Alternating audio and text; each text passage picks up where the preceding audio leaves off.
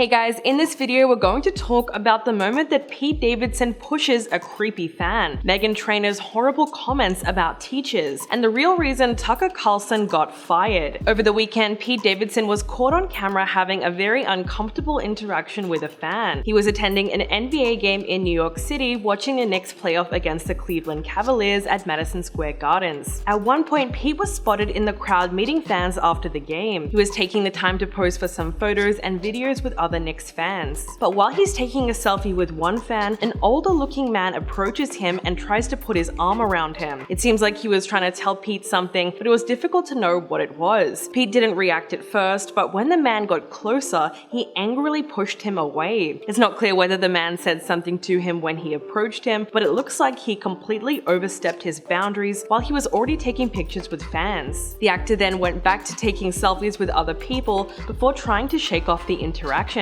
So it's possible that he said something inappropriate or downright creepy. This might actually be the case because another video posted to TikTok shows a different angle of the incident. You can see that the man grabs Pete several times and tries to lay his head on his shoulder. He even looks like he's trying to kiss him at one point. Judging by his facial expressions, you can tell that Pete was really uncomfortable about this whole thing. So there was definitely something weird going on. Unfortunately, this kind of thing happens to celebrities way too often. Some fans have no concept of boundaries or personal space, and they only think about getting their picture taken above all else. It's impossible to know what this guy's motives really were, but there was something really icky about it. Although Pete was physically capable of pushing him away, it doesn't make the interaction any less scary. It also ruins the experience for other fans who genuinely just want to meet him and get a nice photo. This latest news comes 1 week after it was revealed that Pete would be making his SNL hosting debut on May the 6th, which is a pretty big deal given the fact that he has recently criticized the show for making a mockery of his love life. When he went on John Berthnell's podcast, he said that he hated the fact that his relationships became a punchline to the writers and other comedians. This left him feeling like a loser and made him super insecure. While he was on SNL, he would often poke fun at himself and his relationships during the Weekend Update segment. But when other people took these references and made them into other sketches, that's what really made him feel terrible about himself. Pete explained the feeling of sitting in the back and watching the cold open and having to hear himself being mocked by the person on stage. He said, "Then you've got to walk out and do a sketch next and hit your mark, and the show just made fun of you, like they just dogged you in front of everyone, and you're like, I'm an effing loser, man." He claimed that it was these kinds of jokes that made him feel small and insecure. He eventually quit the show in May last year, but not before putting the writers on blast. He said, "I personally think I should be done with that show because they make fun of me on it. I'm just fodder now. If I'm just fodder now, maybe I shouldn't be there. They think I'm effing dumb,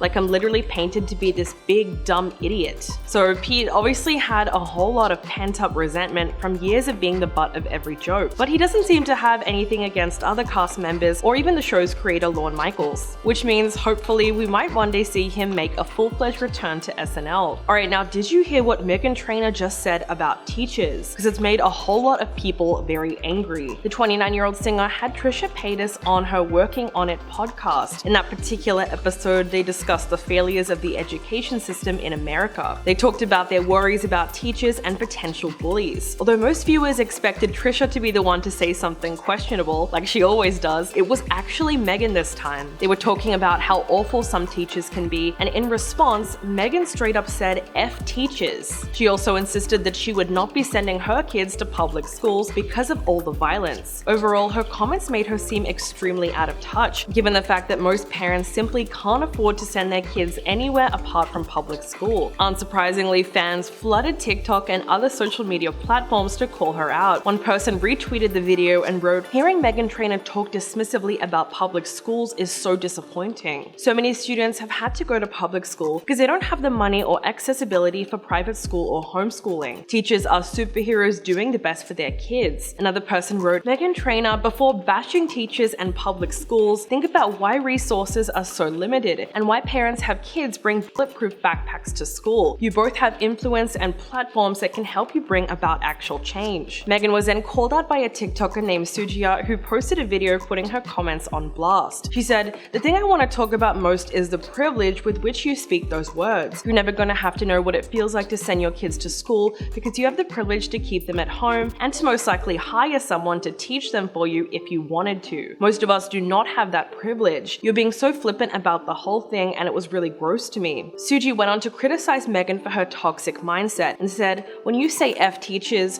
those are the people who parents like me and most parents rely on to help protect our kids because we're not there. In a lot of cases, teachers have given up their lives to protect the lives of children." That video has since gone viral, and it's very clear that everyone agrees with her. Meghan clearly heard the complaints because she then took to TikTok to post an apology video. In the way that many other apology videos start, she was barefaced and seemed to be emotional about the response to her comments. She said, "Teachers of TikTok and teachers of the world, I recently said F teachers on a podcast, and it's not how I feel. I was fired up because we were talking about sending your kids to school here in America, and it's so horrific." Meghan admitted that she did not mean to say that about all teachers, because she loves teachers in general and she fights for them. She said, "I think they have the hardest job and they are the most underpaid. They're the most unappreciated when they literally raise all of us. I don't want to make any excuses, I just want to say I'm sorry." The comment section of her video was really interesting. It opened up a wider discussion about issues that teachers are facing right now. Some people were saying they are just simply exhausted by the disrespect, because Meghan has the exact same perspective as some of their students and their parents have towards them.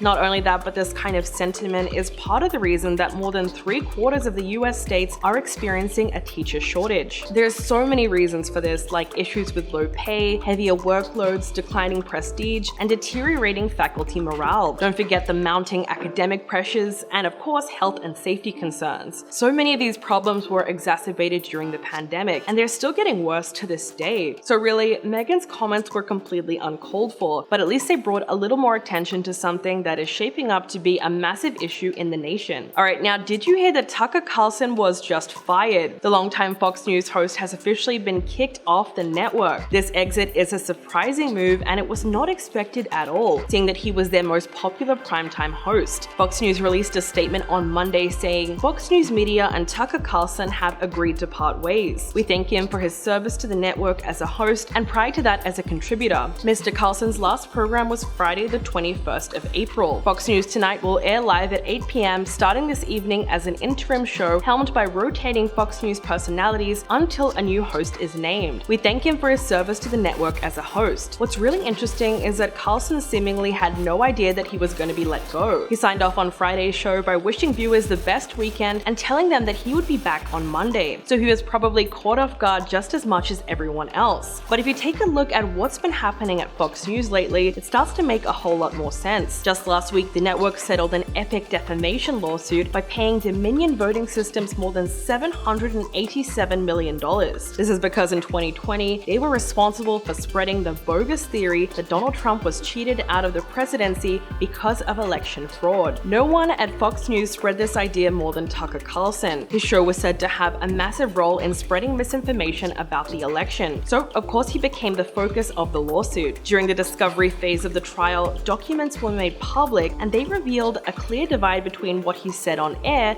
versus what he said behind the scenes. Publicly, he had nothing but praise for Donald Trump and said things like he was the greatest president ever and he has fought as hard as he could to make sure everyone in America was treated equally under the law. But privately, Carlson had a very different view. Text messages that he sent to an unidentified person in 2021 were revealed in court papers. This is where his real opinion about Trump came out. He wrote, "We are very, very close to being able to ignore Trump most nights. I truly can't wait. I hate him passionately. I can't handle much more of this." In another message, Carlson criticized Trump's 4 years as president and wrote, "We're all pretending we've got a lot to show for it, because admitting what a disaster it's been is too tough to digest. But come on, there really isn't an upside to Trump." 1 month before that, he criticized the former president's business abilities and claimed that his only talent was to destroy things. Quote, "He could easily destroy us if we play it wrong." Basically, Carlson was worried about the extent of Trump's influence, given the fact that he has a very large following and most of those people were viewers on Fox News. So their relationship has always been very complicated because it's just so intertwined, which is why he never came out and publicly criticized him. Judging from a ton of their internal communications, it's safe to say that most people working at Fox, from newsroom employees all the way up to Rupert Murdoch, all knew that there was no election fraud. fraud. Of course, they didn't actually believe it themselves, but they still aired these false claims anyway out of fear of losing their viewership, which was mostly a Trump fan base. Carlson was also going through a lawsuit of his own, this one brought against him by former Fox News producer Abby Grossberg. She claimed that he had fostered a toxic, misogynistic work environment where unprofessionalism reigned supreme, and the staff's distaste and disdain for women infiltrated almost every workday decision. So right now, it's no secret that Fox News is pretty much fighting for their life as a network. They're facing yet another billion-dollar lawsuit, and Tucker Carlson's name is right in the middle of it. So when you look at it that way, it's easy to see why he was let go. But his fan base seems to have been blindsided as well, because so many of them are now taking to Twitter to express their outrage at the decision. Even Trump said he was surprised to hear about it. Yesterday, he sat down for an interview on Newsmax and said, "I was shocked. He's a very good person and a very good man, and he's very talented, and he had very, very high ratings. He's been terrific, especially over the last year or so, and he's been terrific to me." Tucker Carlson has been at Fox News since 2009, where he helmed the popular show Tucker Carlson Tonight on the weeknight 8 p.m. slot since 2017. While it was on air, his show was heavily criticized for pushing questionable theories and racist narratives. In fact, it's amazing that he managed to survive this long professionally, given how much controversies he's been involved in over the years. But somehow his show became the most watched in primetime cable news. So that certainly says a lot about his viewership. Another big TV personality who got fired yesterday is Don Lemon. In a shocking turn of events, he was also let go without any warning from CNN. He co-anchored the morning show with Caitlin Collins and Poppy Harlow for about 6 months. Well, it's pretty crazy that they were both fired on the same day, for very different reasons, of course. So which one did you see coming and which one surprised you? Let me know in the comments below, and I'll catch you guys in the next video.